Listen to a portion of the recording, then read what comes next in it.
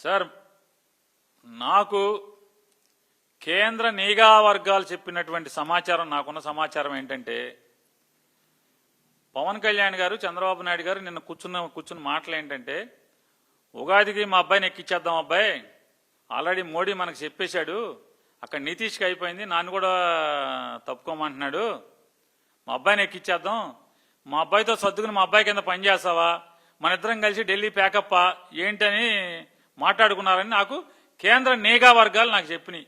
మరి దాన్ని బట్టి ప్రజలు ఏం జరుగుద్దో రేపు ఏం చేస్తారో వీళ్ళు చూసుకుందాం. సార్, కౌన్సిల్ మొత్తాన్ని లోకేష్ గారి సారథ్యంలో పచ్చి అబద్ధాలతో ప్రతిపక్షాన్ని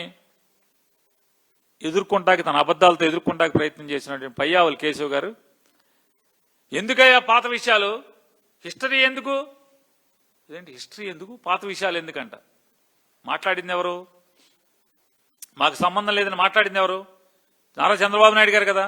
నేను పత్తిత్తునని చెప్పాడు కదా, నేను నీతివంతుడని చెప్పాడు కదా, మరి వాళ్ళ పాత విషయాలు తవ్వటం ఎందుకంటారేంటి, మీరే చెప్తున్నారు. ఓ పక్కన ఇంకో మాట కూడా అన్నారు పయ్యావుల కేశవ్ గారు, 5 ఏళ్లు మీరు ప్రభుత్వంలో ఉన్నారు కదా, అప్పుడు ఎందుకు తీయలేదని. మీకులాగా గడ్డి కరిచే బుద్ధి లేక తిరుమల తిరుపతి దేవస్థానాన్ని రాజకీయాలకు వాడుకోవటం తప్పు అని భావించి మేము తీయలేదు అవన్నీ. తిరుమల తిరుపతి దేవస్థానాన్ని మీరు మీ గవర్నమెంట్లో, నారా చంద్రబాబు నాయుడు గారి గవర్నమెంట్లో నెయ్యితో లడ్డూ చేస్తారంట, దాని మీద నెయ్యి వాసన రావటం కోసం మళ్ళీ నెయ్యి స్ప్రే చేస్తారంట. స్ప్రే చేయటానికి నెయ్యి కొన్నారు, లడ్డూకు పైన పూత పోస్తారంట, ఎందుకంటే నెయ్యి వాసన రావాలంటే. ఓరు మీ అసాధ్యం గోల, నేతితో లడ్డూ చేసి నెయ్యి వాసన రావటం కోసం స్ప్రే చేస్తారా అంటే ఏంటి, దాంట్లో నెయ్యి కాదనేగా. ఇప్పుడు ఏమనంటే పాత ఎందుకు తవ్వుతారంటున్నాడు. పాతయి తవ్వటం ఏంటి, వాస్తవాలు చెప్తుంటే.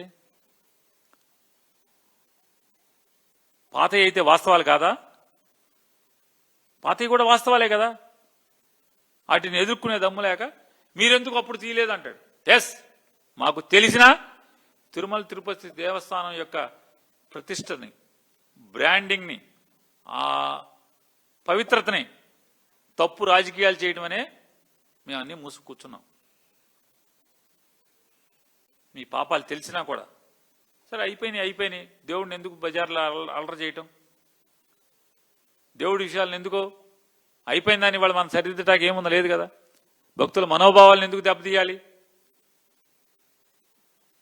ఎందుకు తెలియదంటే పయ్యావుల కేశవ్ గారు టీటీడీ పవిత్రతని నిలబెడదామనే మీ రికార్డులు, మీ పాతయి, మీ పాత్రలు తీయలేదనేది గుర్తుపెట్టుకోండి.